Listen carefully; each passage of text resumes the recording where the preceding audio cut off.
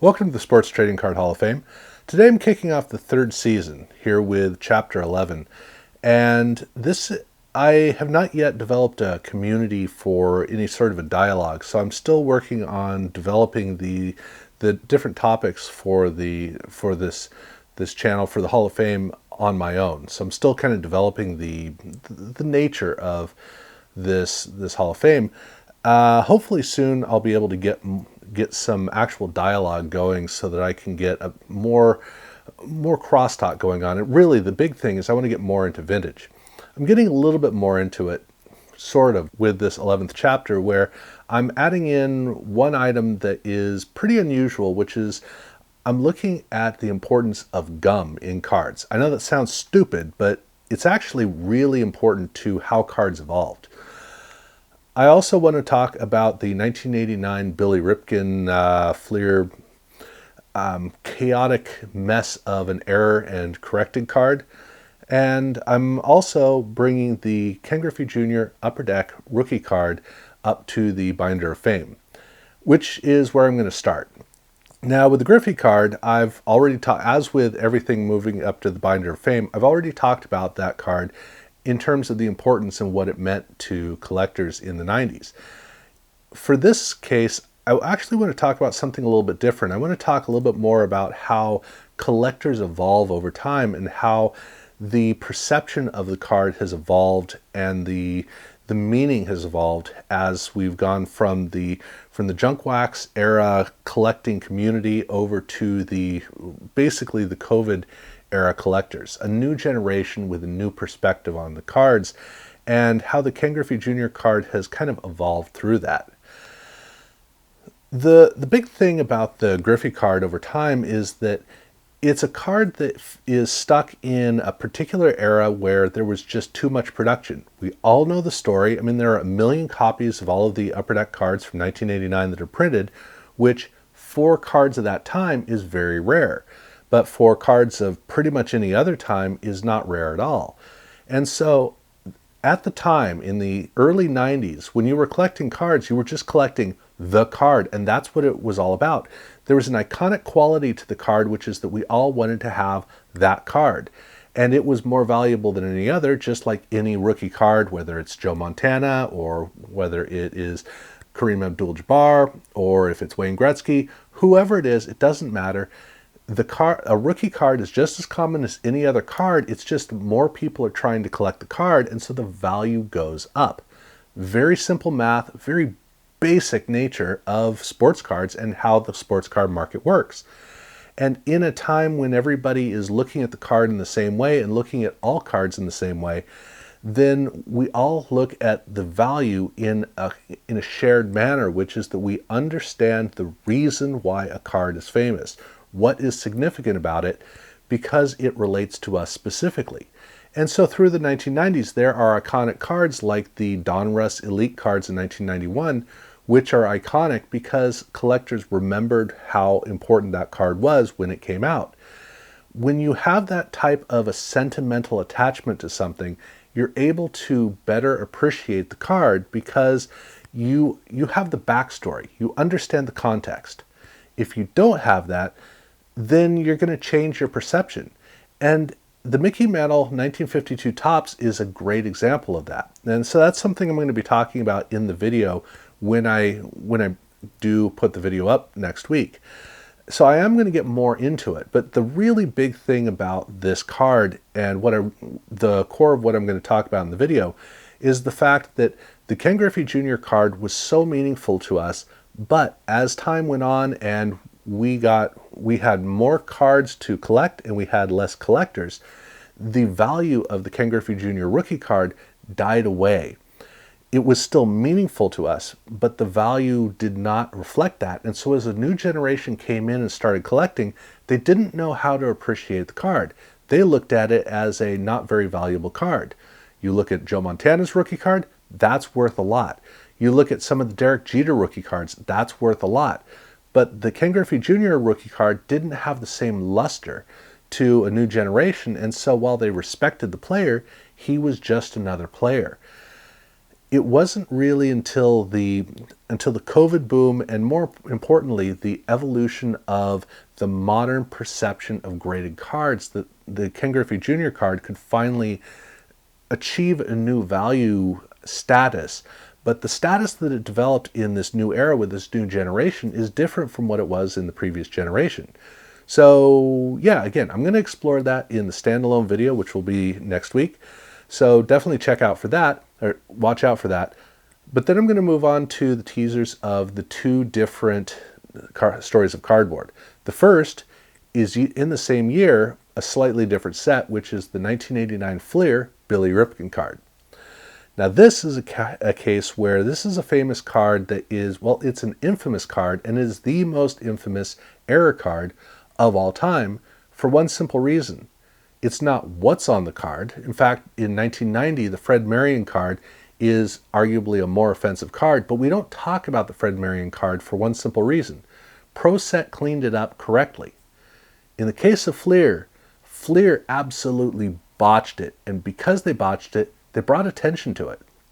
It's interesting when you look at various error cards, or not necessarily error cards, as much as error and changed cards, or cleaned up cards, which is really the case here, where it could be a Donruss card that has a Marlboro sign where they clean it up by getting rid of the sign, or making it so you can't see the sign, or the Fred Marion card. There are cases where there's a card where there's something that should have been noticed and removed from the card before it ever went to print that needs to get taken care of later on. Or there are cases where there are errors which are maybe a judgment call, like the Dexter Manley card in 1990 ProSet. Those kinds of cards all fit into a space of versions of cards. And those versions of cards that are not the original SP cards, but they are the original non-short printed cards.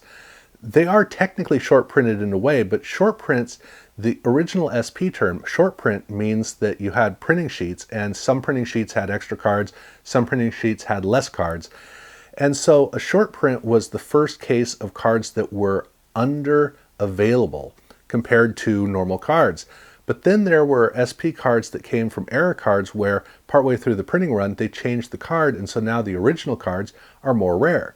This became a special chase card in the late 80s, and so that became something that people started to pay attention to, but they were paying attention to it in terms of getting a checklist done, not in terms of really paying attention to the card itself.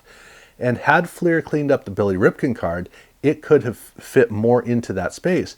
It would have been a more unusual card. It would have been remembered a little bit more than any other card, but it would not have been classic. It would not have been legendary. Because the problem with the card is that there is text on the back that is, let's just say, not suitable for children. It's not really heavily offensive, it's lettering that definitely was not a good choice. But that's the thing, is it's really not that bad of an issue. It's just a dumb mistake that was made. But the reason that it is now so famous, because if you look at the Fred Marion card, it's known as the error and the corrected card, or it's known as the John Taylor belt card. That's the way it's referred to. In the case of the Billy Ripken card, it's the F-face card. I memean, they literally call out exactly what's on the bat. They could have said the bat knob card. That would have been the one way to look at it, or text card. It could have been, there are different ways they could have described it, but they literally put the name of it on there with some slight adjustment to it in order to make it safe for reading.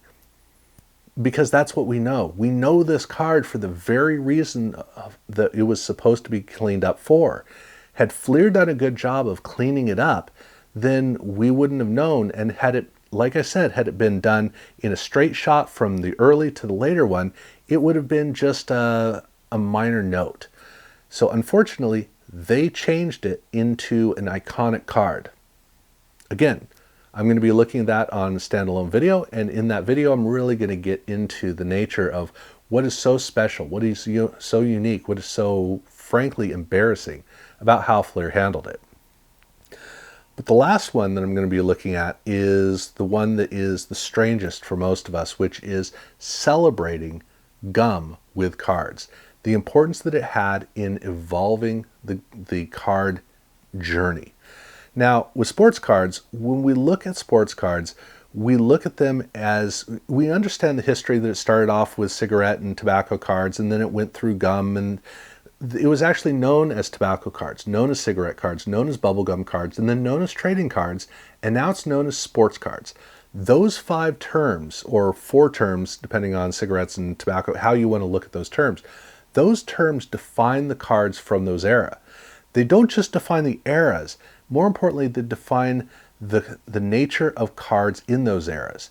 The difference between bubblegum cards and trading cards is that in the early days, around the war and in the post-war years, cards were known for the bubble gum that they were with. I mean, my mom, she said that she used to buy packs of cards for the gum and throw the cards away because she didn't care.